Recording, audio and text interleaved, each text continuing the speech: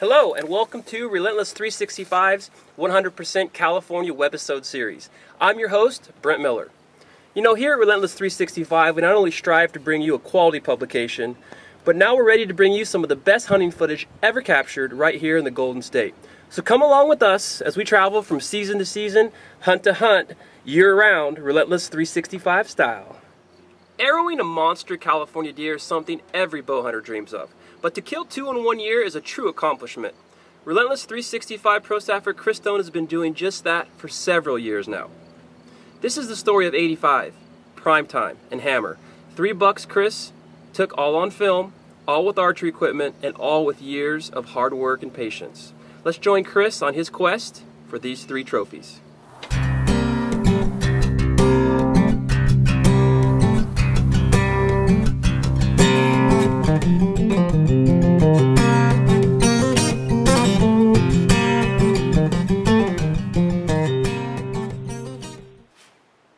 How's it going, guys? I'm Chris Stone, part of Relentless 365 staff, and I'm going to share with you my style of hunting for these Northern California bucks. I grew up in Northern California, and so pretty much I'm hunting my backyard. Over the years, I've been fortunate enough to obtain permission to hunt several properties, several ranches in the area where I live. Over the years, I've kind of adapted my hunting to a way of a higher success. 3 years ago, while scouting, I found just a freak of a buck that had split 2 main beams and a drop tine the size of a cantaloupe. Nicknamed him Hammer. Joe, my buddy, he's the one who nicknamed him, and he was just an awesome deer. Truly a unique buck, to say the least. And we use these tactics by using a tree stand on Hammer. We pretty much got his bedding area nailed down, and there was about 3 or 4 different trails that were coming down the hill to the area he liked to feed at during the night. And it was all just a matter of picking the right trail. Come opening day, we were pretty certain we had the exact trail that he was using majority of the time figured out, and now it was just a matter of being patient and waiting him out and letting him slip and make a mistake, giving me that opportunity. The 5th evening that I was hunting Hammer on this specific trail, finally he made a mistake. He came out early, and I will have to say the weather that evening was significantly a lot cooler, which helped out. Brought the deer out earlier, brought them out. They were moving a lot more, and as you can see, I'll let you watch the rest. It's day 5 for me in the stand, 2010. Hopefully tonight is hammer time. That's all I can say. Hammer time.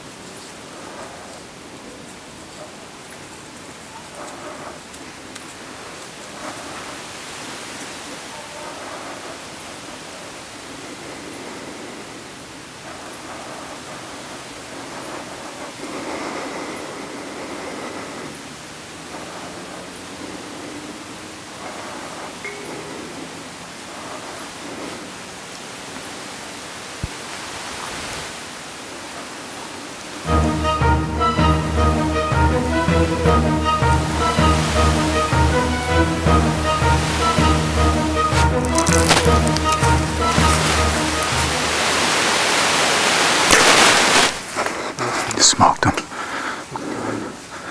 You smoked. Hammer time. Do it. Perfect shot. Perfect shot. hammer time, hammer time. Oh my God. Dude, my heart's going. That is a freak, nasty Mac Daddy hammer time right there. He was right here at 10 yards. Oh my God. Yes. I'm gonna go put my hands on hammer. This is right where he walked through, right up here. We were right up there.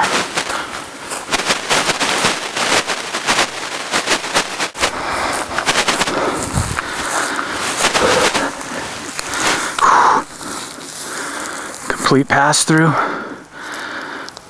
Got covered in blood. The Muzzy MX3 did it to him.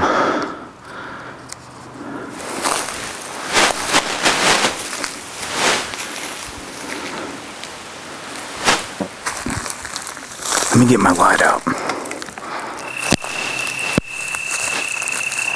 Some blood. Buck down, he's right there, dude. Oh my gosh. Look at this. Oh.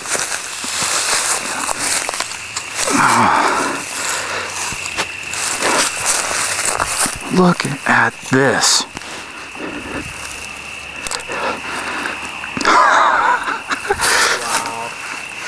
Look at that club. Wow. Look at that. Unbelievable. That is a freak. Hammer is down. Yes. Oh, he's a small bodied buck, but it seems like all his nutrition, everything went right to his horn. Look at that.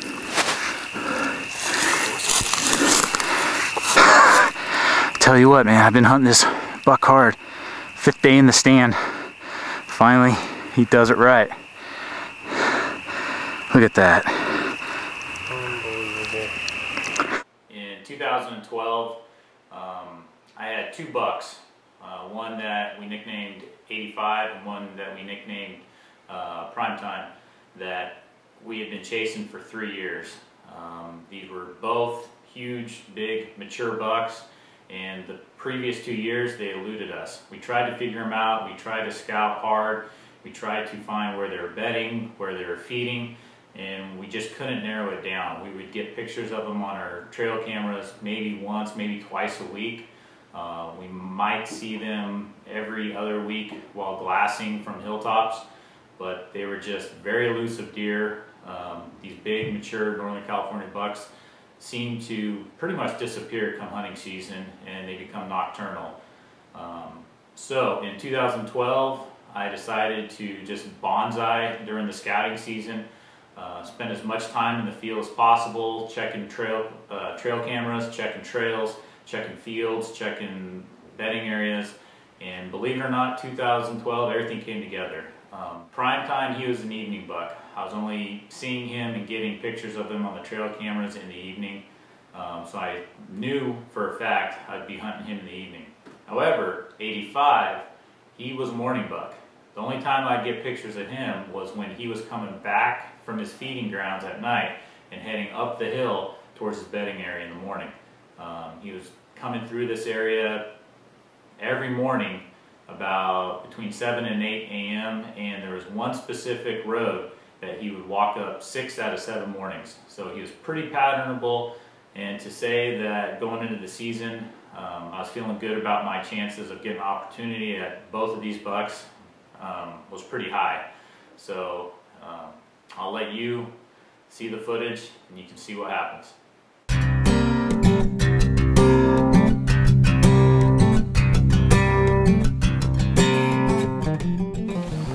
Well, opening day 2012,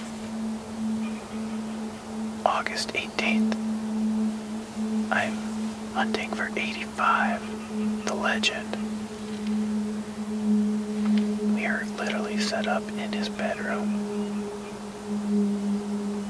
Joe and I pattern this buck for 2 months trying to find out where he beds. the best way to get on them early in the mornings. And as long as the wind is right, we should be in the chips. We had a little little basket rack 3x come by earlier in the doe, heading up to the bed.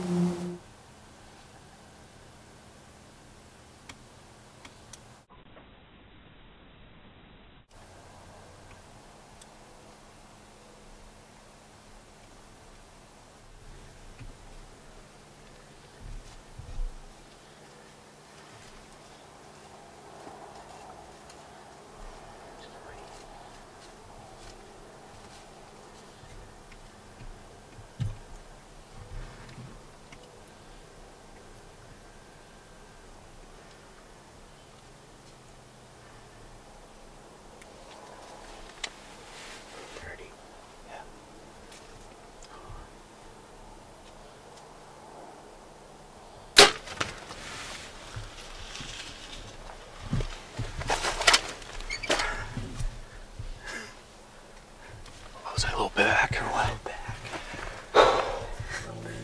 Alright, last year this buck, he was an 8x5, so we nicknamed him 805, and he was young. He was thin, wasn't heavy. He was an awesome buck, and I told Joe, I'm like, I really don't want to kill him. I want to see him next year. And all the photos we got of him last year, majority were at night. And it was like 300-400 yards to the south of here. And I'm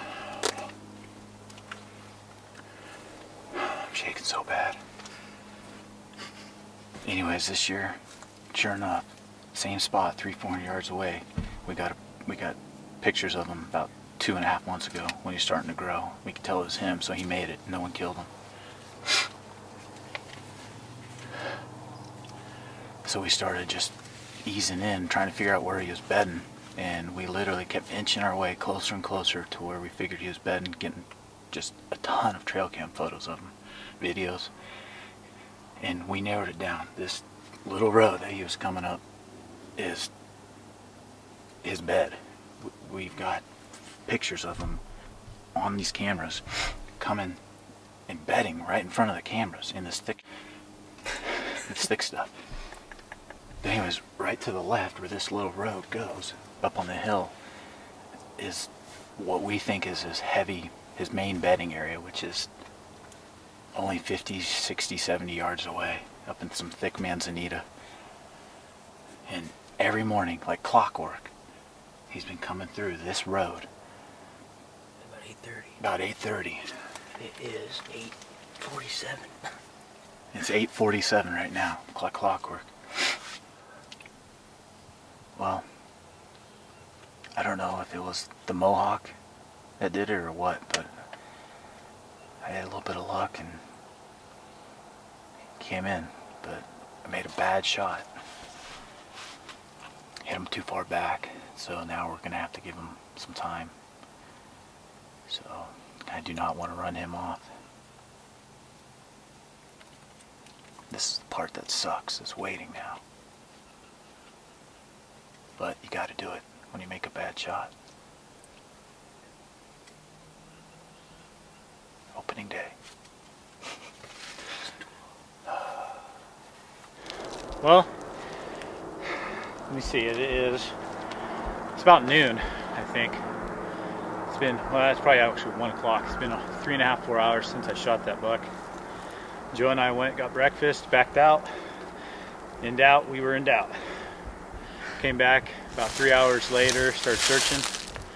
We said, you know, screw the video, let's just find this deer. Biggest buck I've ever killed in my life. You know, we just got to find him.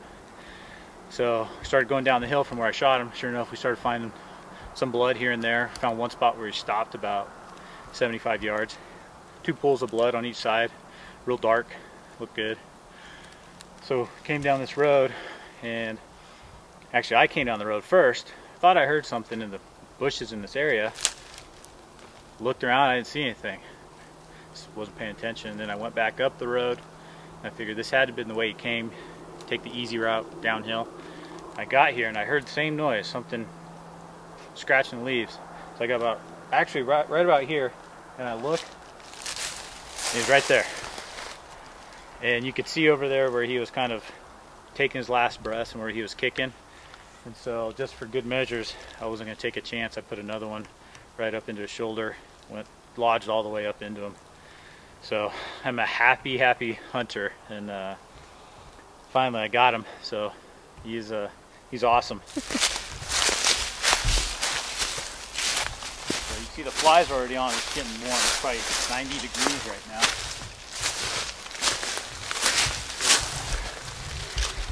Pull him out.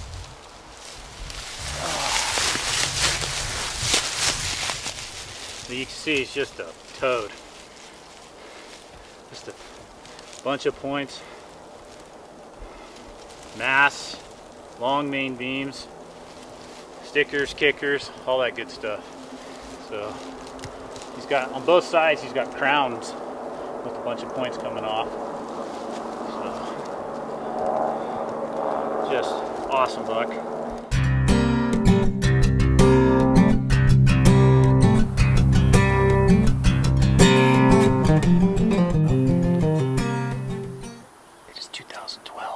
California archery season. Earlier in the week, I killed the biggest buck of my life, and I think I've narrowed down where the buck I'm hunting tonight is bedded, right below us, within 100 yards. We just not getting tight, close. That's the way I like to do it. Take a risk, but he's big. He's probably gonna be my second biggest buck.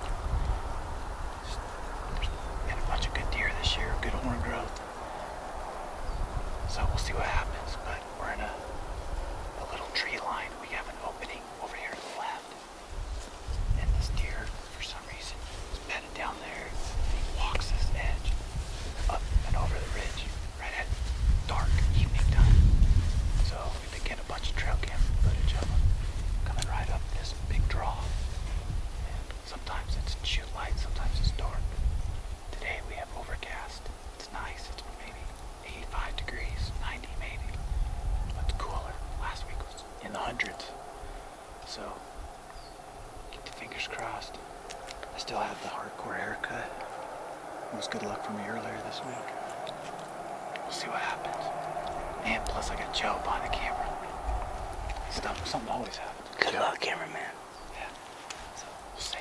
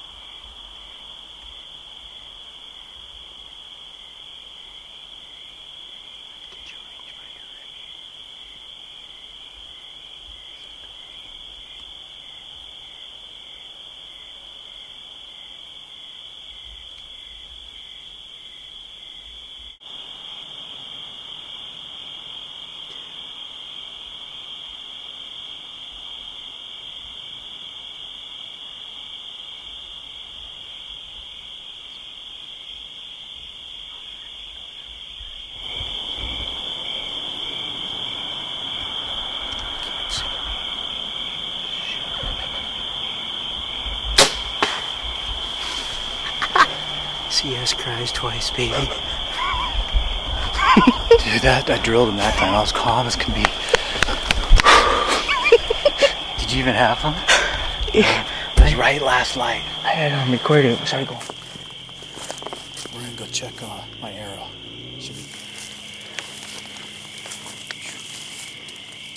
Let me see it. Tagged out California, buck number 2. Found him here. He actually ran 100 yards, maybe? A little more. Maybe 125, but good shot, lunged him. Oh shit. Blood all over. He's a toad. Look at that.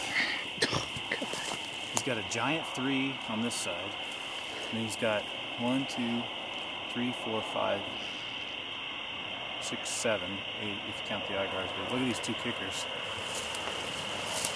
That's awesome. And I think on his march, you could tell he ripped it up pretty good. Running away. Running through here. But he's probably outside width 26 maybe. I'm tagged out. This is prime time. We've watched this buck for 3 years. Finally, we got him patterned, got him figured out. And we just got in close to where he likes to be, is what I call his bedroom. And it was an awesome show right at last light. He came in actually from above, down towards us. But